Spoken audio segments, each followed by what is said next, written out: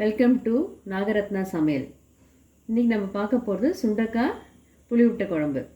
தேவையான பொருட்கள்: சுண்டக்காய், பச்சை சுண்டக்காய் நசுக்கியது, வெங்காயம், பூண்டு, தக்காளி நறுக்கியது, கருவேப்பிலை, தாளிக்க வெங்காய வடகம், மிளகாத்தூள், மஞ்சத்தூள், தேவையான அளவு உப்பு, புளி கரைச்சல், நல்லெண்ணெய். இப்போ சமைக்கலாம். ஒரு குக்கரை போடுங்க. அடுப்பில் நல்லெண்ணெய் விட்டுக்கோங்க. கொஞ்சம் தாராளமாக விடுங்க. நல்லெண்ணெய் ஒரு 2 டேபிள் ஸ்பூனாக விடுங்க. தாளிக்கிற வடகம் போட்டுக்கோங்க. அப்புறம் கருவேப்பிலை போடுங்க. வெங்காயம், தக்காளி போட்டுக்கோங்க.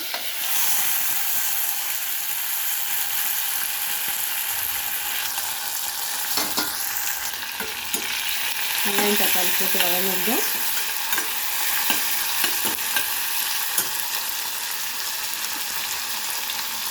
சுண்டைக்காய் போட்டுக்கோங்க.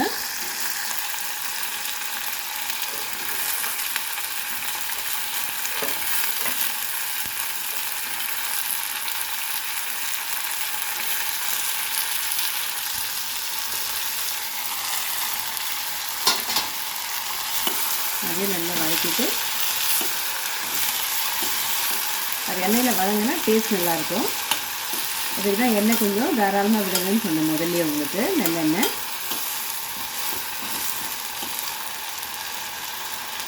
சிறும் தீயில வைங்க, ரொம்ப ஹை ஃப்ளேம் வைக்காதீங்க.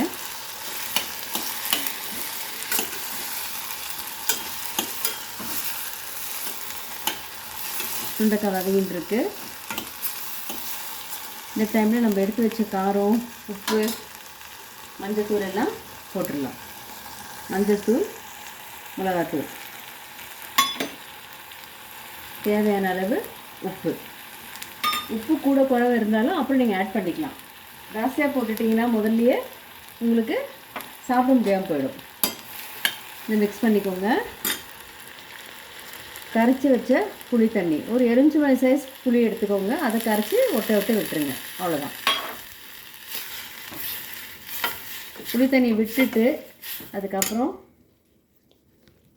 ஒரு 1/2 டம்ளர் தண்ணி ஆட் பண்ணிக்கோங்க கூட. இப்போ குக்கரை மூடி வச்சிடலாம். எதுக்காக குக்கரில் வைக்கணும்னா, சுண்டைக்காய் கொஞ்சம் வேக லேட் ஆகும்.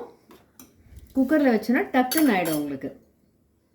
ஸோ குக்கரை இப்போ மூடிட்டு வெயிட் வால் போட்டுடலாம். 2 விசில் விடுங்க போகிறோம்.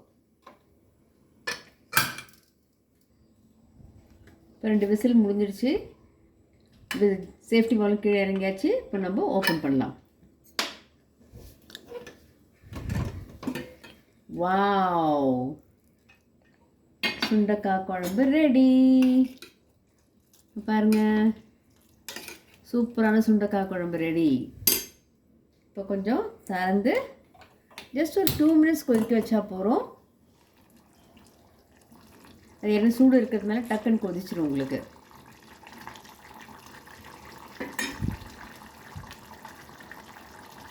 கொதிக்குதா பாருங்கள் நல்லா. ஸோ உங்களுக்கு என்ன ஆகும், அந்த ஃப்ளேவர் வரும் நல்லா. That's all. எடுத்து நம்ம சர்வ் பண்ணலாம். இப்போ சுண்டைக்காய் குழம்பு ரெடி. நம்ம டிஃபன் ஐட்டம்ஸ், இட்லி, தோசை, ஆப்பம் எதுக்கொள்ளாலும் சாப்பிட்லாம். சாப்பிட்டு பசி சாப்பிட்டுட்டு ஒரு சுட்டாப்பளமோ இல்லை உருளைக்கிழங்கு ரோஸ்ட் ஏதாவது வச்சு சாப்பிட்டிங்கன்னா அருமையாக இருக்கும். இதை பிடிச்சிருந்தா லைக் பண்ணுங்கள், ஷேர் பண்ணுங்கள், சப்ஸ்கிரைப் பண்ணுங்கள் நாகரத்னா சமையலுக்கு. தேங்க்யூ.